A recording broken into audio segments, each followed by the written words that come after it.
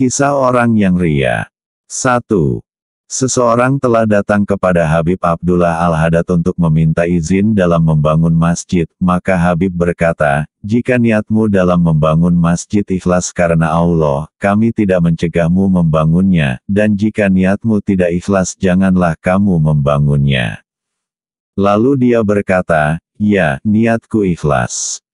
Kemudian Habib menjelaskan, "Coba kamu pikirkan, andaikan kamu membangunnya dengan susah payah dan menghabiskan biaya yang sangat banyak, lalu tatkala sudah sempurna bangunan itu, masjid tadi tidak dinisbatkan padamu, akan tetapi dinisbatkan pada orang lain dengan dikatakan, masjidnya Fulan, hal itu tersebar di mana-mana dan tidak disandarkan padamu sama sekali dan tidak juga kamu disebut-sebut dalam pembangunan itu sama sekali, apakah jiwamu menerima hal itu?" Maka dia berpikir sejenak lalu berkata, "Diriku tidak terima atas hal itu." Maka Habib berkata, "Kalau begitu, jangan membangunnya karena niatmu tidak ikhlas." Al-Manhaj As-Sawai, 629 keterangan senada di Tatsbitul Fuad, Juz 1 halaman 45. 2. Diceritakan, ada salah seorang yang ingin berangkat haji. Lalu dia meminta saran pada sebagian syekh di zaman itu, maka berkatalah syekh tersebut, "Berapa harta yang kamu siapkan untuk haji?" Dia lalu menyebutkan bilangannya sekian, lalu syekh berkata lagi, "Bagaimana pendapatmu, andaikan kamu mendapat pahala haji sedangkan kamu tetap tinggal di negerimu dan berkumpul bersama keluargamu serta anakmu dengan cukup kamu sedekahkan ongkos hajimu itu kepada orang yang membutuhkan dari orang fakir miskin, anak yatim dan para janda, apakah kamu senang dengan pendapat ini atau kamu tetap mengikuti keinginanmu untuk haji?" Dia menjawab, "Aku melihat diriku tetap condong untuk berangkat haji." Maka syekh berkata, "Sesungguhnya jika harta yang diperoleh seseorang itu hasil dari kotoran jual beli, pasti harta itu digunakan untuk memenuhi keinginan hawa nafsunya, bukan ikhlas untuk Allah." Kalamul Habib Idris Al-Habsyi, 92. 3. Sebagian mereka ada yang selalu sholat di saf pertama selama 40 tahun, sekali waktu dia terlambat hingga shaf pertama penuh dan dia tidak bisa sholat kecuali di shaf akhir. Lalu dirinya merasa malu karena telah berbeda dengan kebiasaannya, yang mana hal itu merupakan tanda ria, maka dia mengulang semua sholatnya selama waktu itu. Al-Manhaj As-Sawi, 709 keterangan senada di Tatsbitul Fuad, Juz 1 halaman 45. 4. Diceritakan bahwa ada seseorang yang menjamu Imam Sufyan Ats-Tsauri dan beberapa sahabatnya, maka orang itu berkata kepada keluarganya, "Ambilkan nampan, bukan nampan yang aku bawa waktu haji yang pertama, akan tetapi nampan yang aku bawa waktu haji yang kedua." Maka Imam Sufyan Ats-Tsauri berkata, "Kasihan orang ini, dia merusak pahala kedua hajinya dengan perkataannya." Semoga Allah menyelamatkan kita dari sifat ria. Irsyadul Ibad, 64. 5.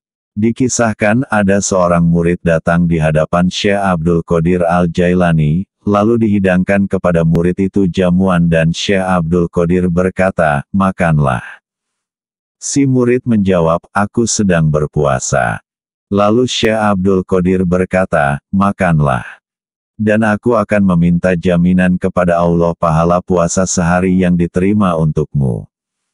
Si murid pun tetap enggan untuk makan, lalu Syekh Abdul Qadir menawari lagi, "Makanlah, dan aku akan meminta jaminan kepada Allah untukmu pahala puasa sebulan." Si murid terap menolak. Maka Syekh menawari lagi, "Makanlah, aku akan meminta jaminan kepada Allah untukmu pahala puasa setahun."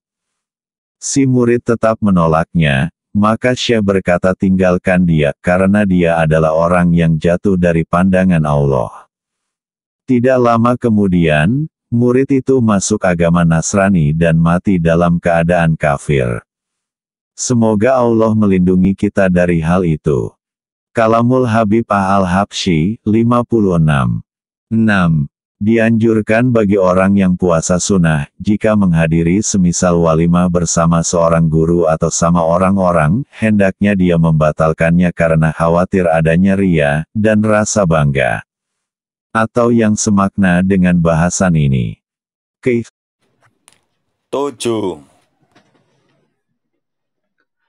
Ada salah seorang melaksanakan sholat tanpa tumakninah.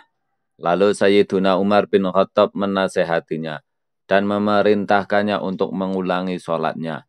Maka orang itu mengulangi sholatnya dengan tumakninah. Kemudian Sayyiduna Umar berkata kepadanya, "Mana yang lebih baik antara sholatmu yang pertama atau yang kedua?" Orang tadi menjawab, "Kalau menurutku lebih baik sholatku yang pertama." "Kenapa?" tanya Sayyidina Umar radhiyallahu anhu. Ia menjawab, "Sebab aku melaksanakan sholat yang pertama murni karena Allah. Sedangkan yang kedua aku mengerjakannya karena takut dari pecutmu." Atau yang semakna dengan bahasan ini. Keikhlasan dalam mengajar dan berdakwah di jalan Allah. 1. Ditanyakan pada Ibnu Mubarak, siapa yang kamu anggap manusia sesungguhnya? Beliau menjawab, ulama yang mengamalkan ilmunya dan ikhlas. Beliau ditanya lagi, siapa yang kamu anggap raja? Beliau menjawab, orang-orang yang zuhud, tidak mencintai dunia. Beliau ditanya lagi, siapa yang kamu anggap orang rendah? Beliau menjawab, orang-orang yang mencari dunia dengan ilmu, amal dan agama mereka. Tanbihul Mukhtarin, 10. 2. Dikatakan kepada orang-orang Basroh, siapa orang yang paling mulia di antara kalian? Dijawab, Hasan al-Basri. Lalu ditanya lagi, dengan apa dia menjadi orang yang paling mulia di antara kalian? Dijawab, dengan butuhnya orang-orang kepada ilmunya dan dia tidak butuh kepada dunia mereka. Al-Manhaj As-Sawi, 278. Keterangan senada di Al-Jawahir Al-Luluriyah, 297. 3. Allah berfirman, ikutilah orang yang tiada minta balasan kepadamu, dan mereka adalah orang-orang yang mendapat petunjuk. Surat Yasin, 21. Ayat tersebut menunjukkan bahwa syarat daripada amar ma'ruf nahi munkar adalah ikhlas dan mengamalkan ilmu. Atau yang semakna dengan bahasan ini. 4. Tatkala Bishr al-Hafi meninggalkan mengajar hadits, orang-orang bertanya kepadanya, apa yang akan kamu katakan pada Tuhanmu jika kamu ditanya nanti di hari kiamat? Kenapa kamu tidak mengajarkan ilmu pada hamba-hambaku?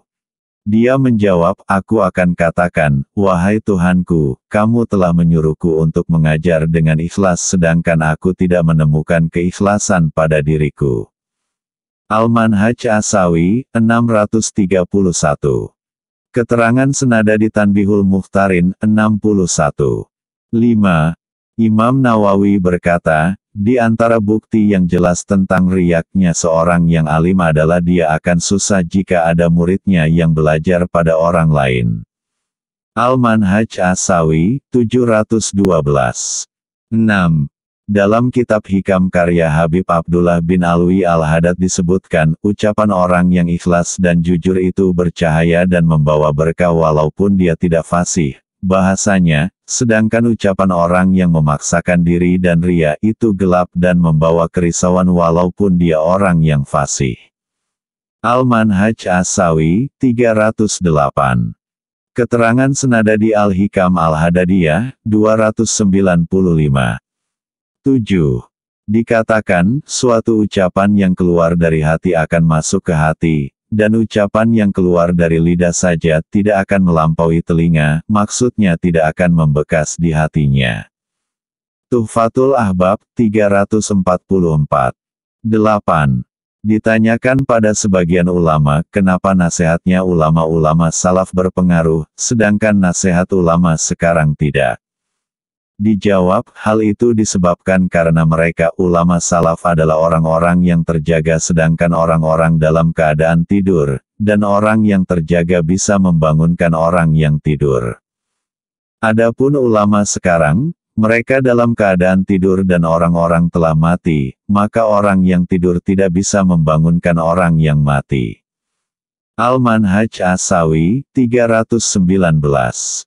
Keterangan senada di Al-Jawahir Al-Lulayah, 266. 9. Habib Abdullah Al-Haddad berkata, sir itu ada dalam keyakinan, hati, dan tidak terdapat pada lembaran-lembaran kitab, sebagaimana diceritakan tentang putra Syekh Abdul Qadir yang mana dia belajar bahasa Arab dan ilmu-ilmu lain, bahkan ia bersungguh-sungguh dalam belajar hingga menjadi alim. Setelah menjadi alim, dia ingin menduduki kedudukan ayahnya dalam berpidato dan menasehati orang-orang.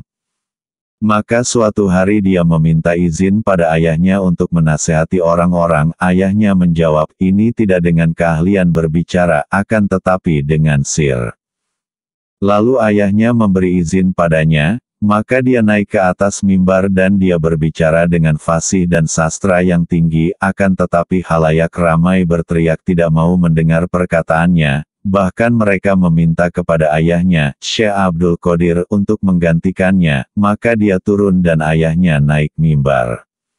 Dan pertama kali yang diucapkan, tadi malam istriku membawakan untukku ayam yang diletakkan di atas cowek piring dari tanah liat, lalu disenggol oleh kucing kemudian cowek itu pecah. Tatkala orang-orang mendengar perkataan ini, terdengar dari mereka semua suara gaduh dengan tangisan serta ratapan hingga tidak ada seorang pun yang tidak menangis. Tatsbitul Fut, Juz 2 halaman 170 lebih besar dari 10. Imam Nawawi tidak senang jika didatangi oleh seorang penguasa secara tiba-tiba tanpa sepengetahuannya dan dia dalam keadaan mengajarkan ilmunya di Madrasah Al-Ashrafiyah atau di Masjid Jami, Bani Umayyah.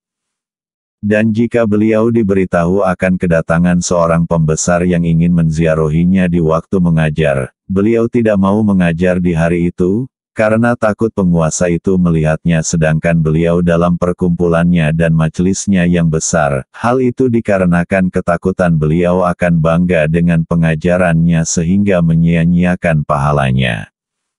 Tanbihul Mukhtarin, 12. 11.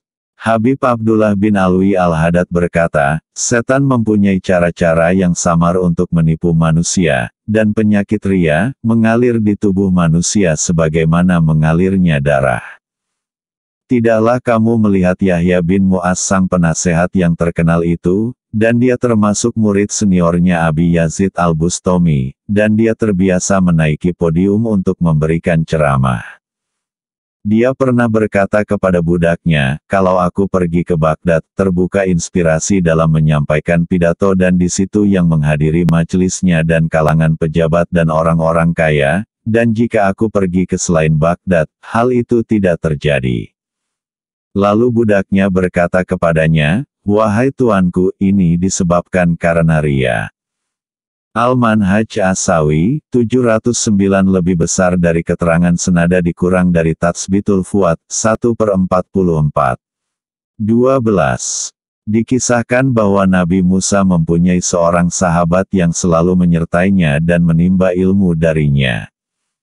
Kemudian sahabat ini mengajar dengan meriwayatkan apa yang diajarkan dari Nabi Musa Kalimullah, dengan niat mendapat harta dari manusia, hingga dia menjadi kaya dan banyak hartanya.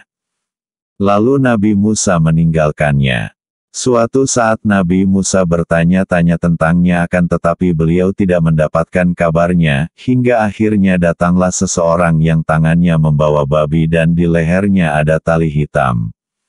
Lalu Nabi Musa bertanya padanya tentang sahabatnya itu, apakah kamu melihatnya? Dia menjawab, ya, dia adalah babi ini. Lalu Nabi Musa meminta kepada Tuhannya untuk mengembalikan wujudnya agar bisa ditanya tentang kejadian yang menimpanya, maka Allah memberi wahyu kepada Nabi Musa. Andaikan kamu memohon kepadaku dengan sesuatu yang Nabi Adam dan yang setelahnya memohon kepadaku dengannya, tetap aku tidak akan mengembalikan wujudnya, akan tetapi aku akan memberitahumu mengapa aku merubah wujudnya seperti ini, hal ini karena dia mencari dunia dengan agama. Al-Manhaj As-Sawi, 293. Keterangan Senadadi. Ad-Dawa et Tama 65. 13. Imam Asy-Syaroni menyebutkan, bahwa gurunya Ali Al-Khawas pernah mengatakan tentang makna dari hadits. Sesungguhnya Allah menguatkan agama ini dengan orang yang jahat, maknanya bahwasanya manusia mengambil manfaat dari ilmunya orang yang jahat tidak ikhlas, serta pengajaran dan fatwanya, sehingga bentuk orang yang jahat itu seperti ulama yang mengamalkan ilmunya. Kemudian setelah itu, Allah akan memasukkannya ke dalam neraka karena ketidakikhlasannya. Maksudnya, seseorang yang mempelajari ilmu karena ria dan kemasyhuran, lalu mengajarkan ilmunya untuk manusia tentang urusan agama mereka, memahamkan mereka tentang agamanya, menjaga mereka serta menolong agama jika terdapat kelemahan. Dinukil dari kitab Al-Anwar Al-Qudsiyah. Al-Manhaj Asawi, 287. 14. Imam Suyuti mengatakan dalam kitab Al-Itqan, adapun mengambil upah atas pengajaran itu hukumnya boleh. Dalam kitab Bukhari disebutkan, sesungguhnya sebab yang paling pantas untuk mengambil upah adalah dalam mengajar kitab Allah, dan ada yang berpendapat, jika pekerjaan itu menjadi wajib atasnya maka tidak boleh. Pendapat ini dipilih oleh Imam Al-Halimi, dan ada juga yang berpendapat hal itu tidak boleh secara mutlak. Di antara yang berpendapat seperti ini adalah Imam Abu Hanifah. Al-Manhaj Asawi, 128.